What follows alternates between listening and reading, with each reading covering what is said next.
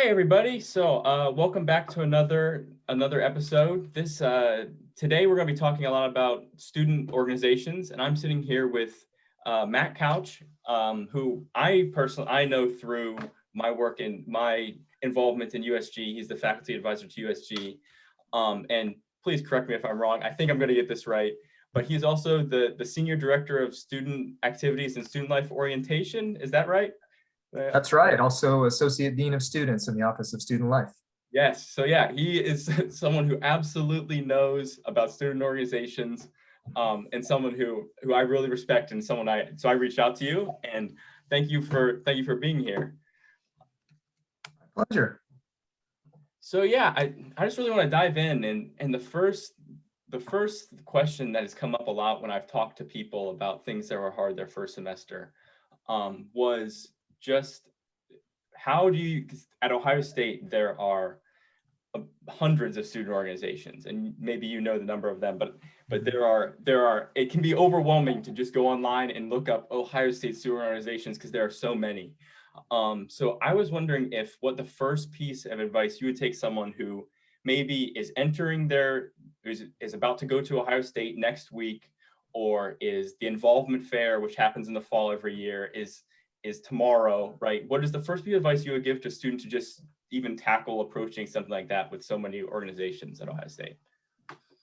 Well, thank you for that question. I would hope that if I were in a conversation with someone, they were already at a point where they wanted that involvement, they were interested in it. Because the first piece of advice that I often give at orientations has to do with being involved and just how important that is to your success.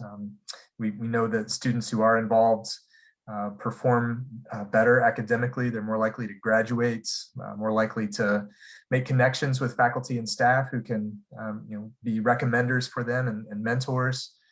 Certainly gives you a competitive advantage in a search for internships and jobs, and probably most importantly, it just helps you get connected with other students. You build that network of support for yourself, but also just get into a more diverse group of friends and people to be around and learn from. So the first hurdle is cleared if someone's already looking for specifically how they want to be involved. It's that first thing is just being committed to this concept, because a lot of students just feel like they're not going to have enough time to be involved, or that other things need to take priority, and that's for each individual person to decide.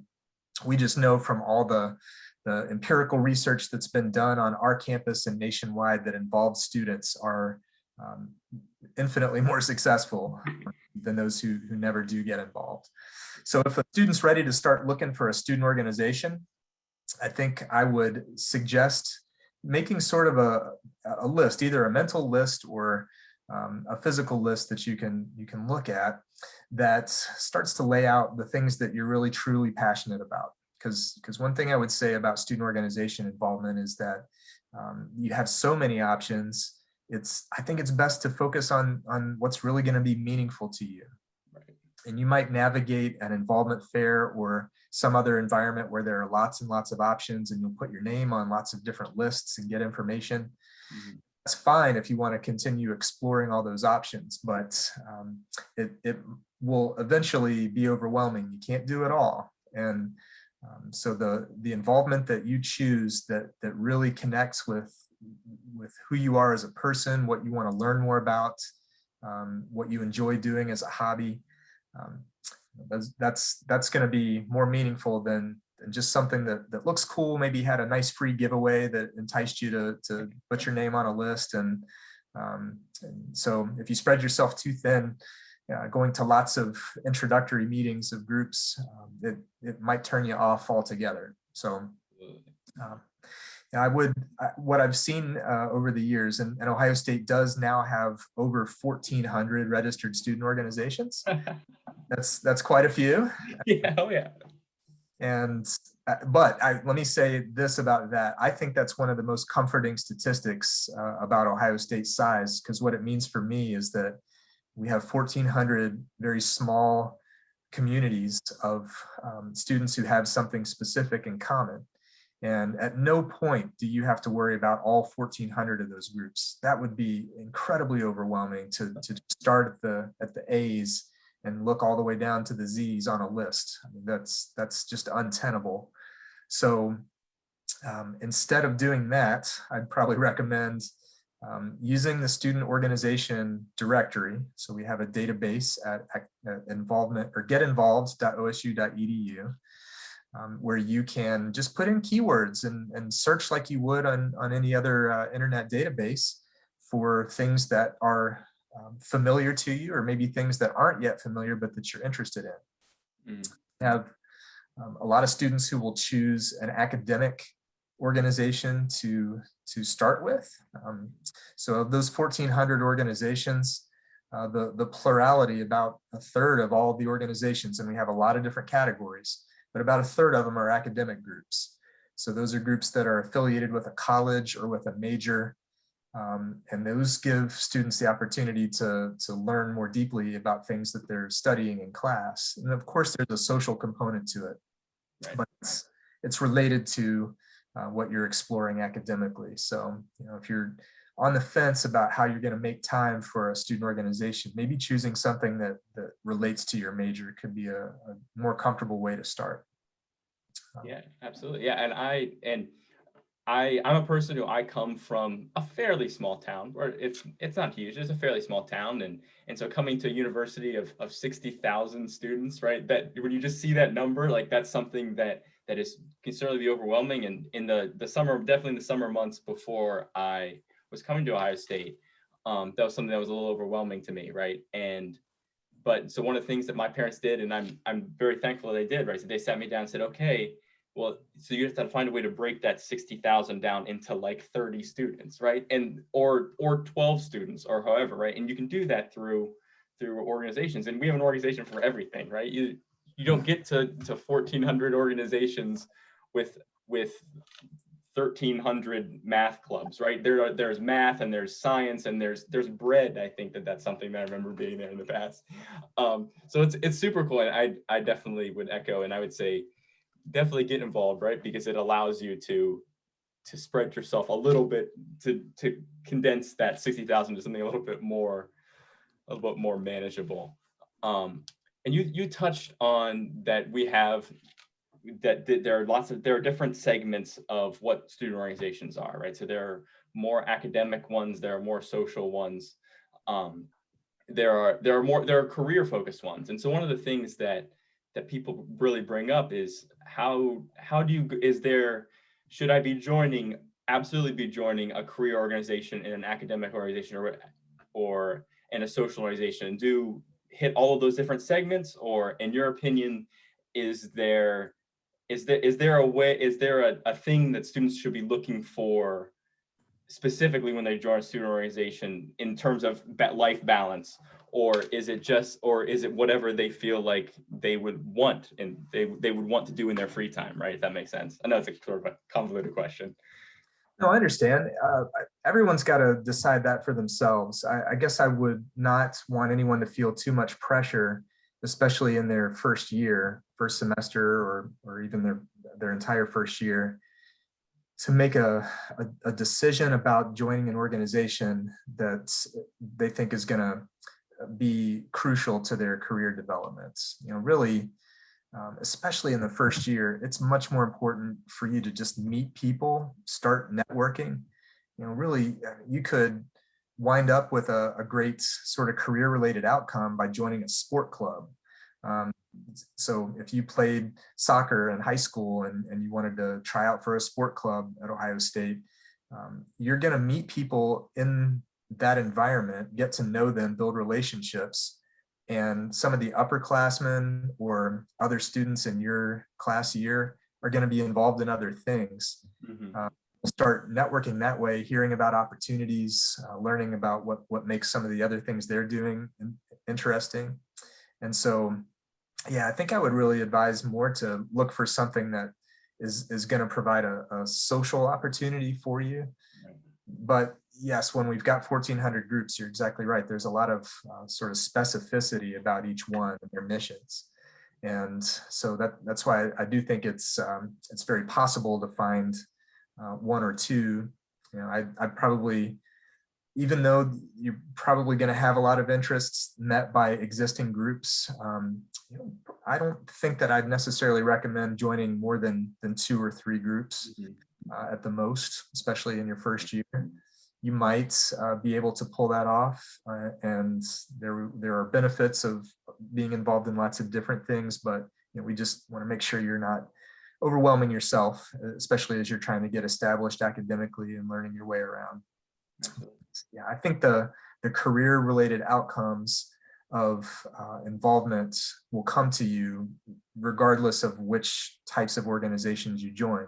But as you progress through your major and you start really refining your idea of what success after college looks like for you, you've got the opportunity at any point to join an organization that maybe aligns with that more than the first 1 or 2 that you join. The groups are recruiting. Some groups recruit all year long. You can join anytime. Other groups have very specific periods of recruitment where you need to apply by a certain date. But in any case, it's never too late to get involved. It's also never too early to get involved. So really the opportunities are always there. And when you do join an organization of any kind, you're gonna wind up interacting with people who are also involved in other things. That's just kind of how the snowball effect of becoming involved and getting all those benefits works. Yeah, absolutely. Yeah, absolutely. Yeah. And I think I'm involved in a couple things now, right? And it's come from, right. I joined USG, right, my first semester of college, but then being just in that, right, I found myself a job, and through my job I found another organization, right? And so it's like I have just sort of lucked into that, and so that was good, but it was all something that happened because, right, I was involved, or I tried to be, or my parents sort of told me, hey, you probably should be doing this, and I did it, and it was incredibly rewarding. And I brought up student government a couple of times, and I know that you're the faculty advisor for student government. And I was wondering if you could just sort of explain your role and what you do and what sort of influence you have, or resources you provide to the organization, like that sort of thing. Yeah, happy to. So student organizations at Ohio State are very much student run. This is true at most universities, but particularly here, student organizations, in order to be registered at the university, do have to have a faculty or staff member to serve as their advisor. But the expectations that the university has of advisors are really sort of minimal. And the idea is these organizations are a space where students are going to need to learn and grow and develop their leadership. And so the mentorship that a faculty or staff member advising a student organization can provide is valuable, and it's important. But this is not like a high school student council or their high school student organization where the faculty members might be directing the group. In fact, you know, if we do have student organizations where the advisors are getting a little too involved and sort of compelling the group to do certain things, that's something that our office and student life will usually sort of hear about. Students will bring that to our attention, and then we'll have a conversation with the advisor about that because it's out of place. So I will say my role as advisor to the Undergraduate Student Government, or USG, is maybe a little different than the advisory duties for most of our 1,400 student organizations, because USG is so sort of integrated into the shared governance model at the university. And not to go too far off on a tangent about that, but at Ohio State, faculty and students work very closely together to develop policy to just improve the student experience in a lot of different ways. And we have 3 different student governments, one each for undergraduate, graduate, and professional students.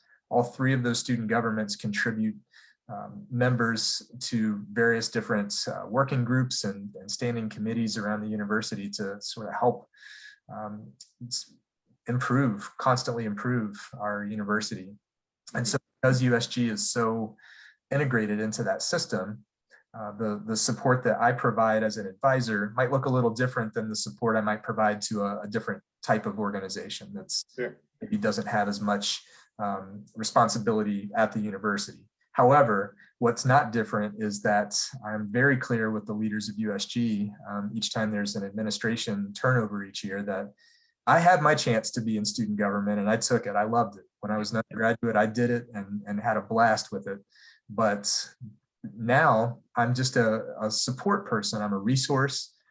My role as the advisor is really to help try to eliminate barriers to the agenda that USG has. And so often that takes the form of me making referrals to different people at the university who do different tasks or are the right contact people for different ideas that people in USG have.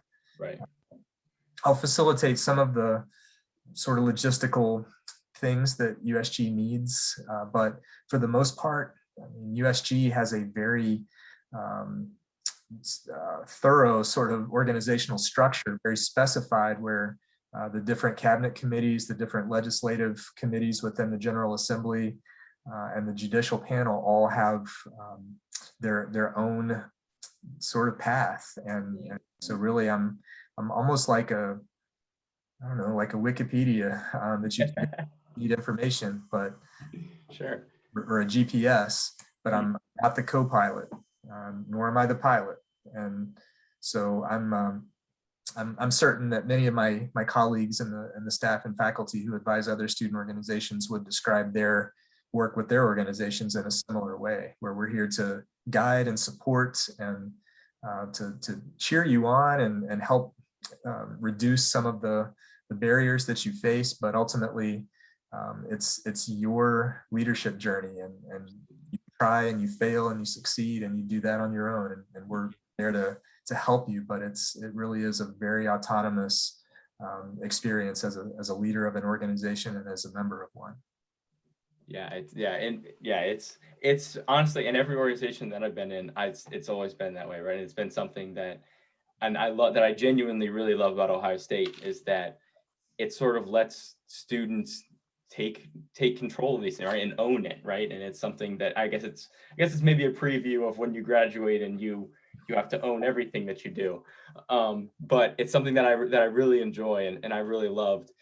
And so just to close out here, and this may be, I know this is a big question, I'm kind of putting you on the spot here, but I would love to hear what is one of the most rewarding things that you have seen in as being a person who's around a student organization, just work that they've done or work that you have been able to help with that you felt personally rewarding, or like that sort of thing.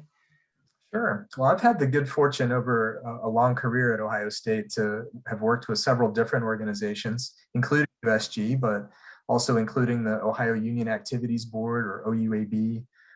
I have advised the academic team, which is like a quiz bowl academic challenge team.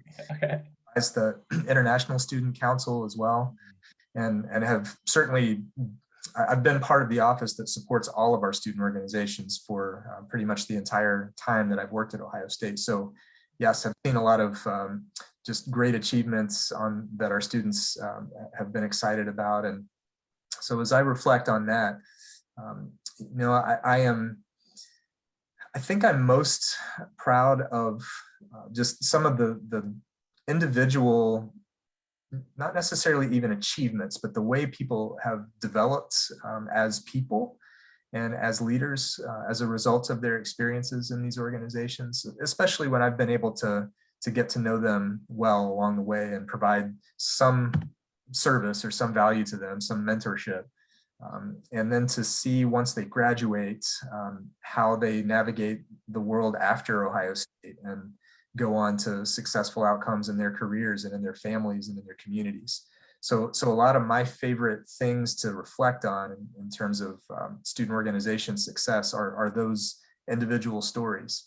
I have a former student who was the concerts committee chair for OUAB that has gone on to great success as a concert promoter. He is essentially the tour manager for Celine Dion's world tour. Awesome. And has done many other things with lots of artists in residence in Las Vegas. And he's a student that I still keep in touch with almost 15 years later. To just sort of follow his career success. But I would also say I'm also really proud of some of the things that students are doing while at Ohio State. And some of my favorites are events that they've planned that have been very well attended or well received, or provided an educational or social opportunity for the rest of the campus that otherwise wouldn't have happened. There have been a lot of just really sort of exhilarating projects working with students to see something like that through from beginning to end, and then to have it turn out so successfully. A lot of my favorites are those things. But then the last thing I'll comment on there is in my work with USG, that's a group, as we've discussed already today, that is instrumental in bringing about improvements to the student experience. And it's not necessarily, it's not little things. Sometimes it is, sometimes a student will bring a concern to USG about something very specific, a light that hasn't been on in the off-campus neighborhoods, and it would be safer if that light were on. USG gets on the job, and then that improvement is made.